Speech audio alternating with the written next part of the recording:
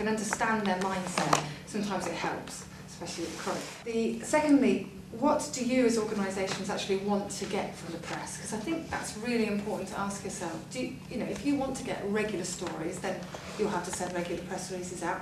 If you just want to be approached when topical issues come up, then you want them to know you as an individual and to have your phone number at hand. So there's lots of different things you might want. And then thirdly, most importantly, getting exactly what you want. Reporters that are under an awful lot of pressure to turn the stories around that they're given and make them get them into print or onto the radio or onto the TV, but also come up with their own stories, which is why they really like us to give them stories. They are news editors and features editors, the two sort of heads of the two departments that you'll most want to know about.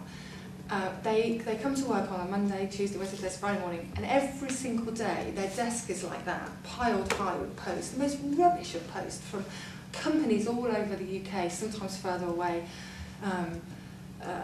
It's never, no local angle. It could be about a new lipstick launch and there could be a press pack on it this wide. Email box absolutely jam-packed with emails. And so that's what you're competing against when you send an email or make a phone call or send something in. It's that massive pile. I did send press releases. Yeah, perhaps including certain things, may have extra information, quotes from yourselves, a really snappy headline. Because journalists are really lazy. Well, it isn't a splash, love, probably not a lead, perhaps it'll make a short, maybe a nib.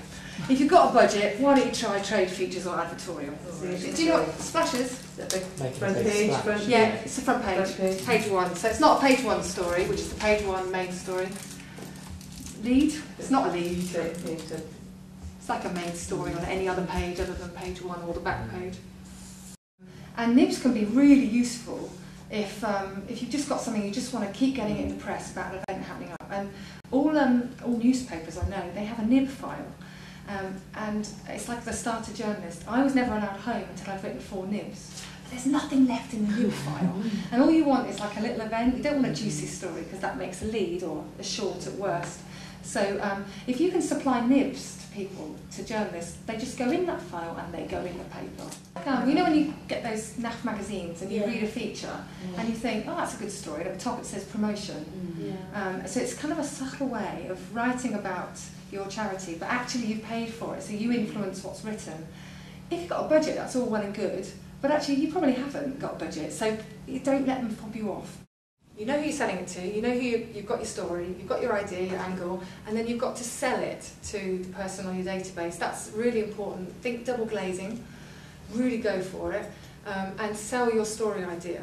You know, a great day to send a press release is Tuesday, because Monday they come into a barrage of stuff, right? Tuesday they've kind of got rid of a load of stuff and they're feeling a little bit more right. They haven't got Monday-itis.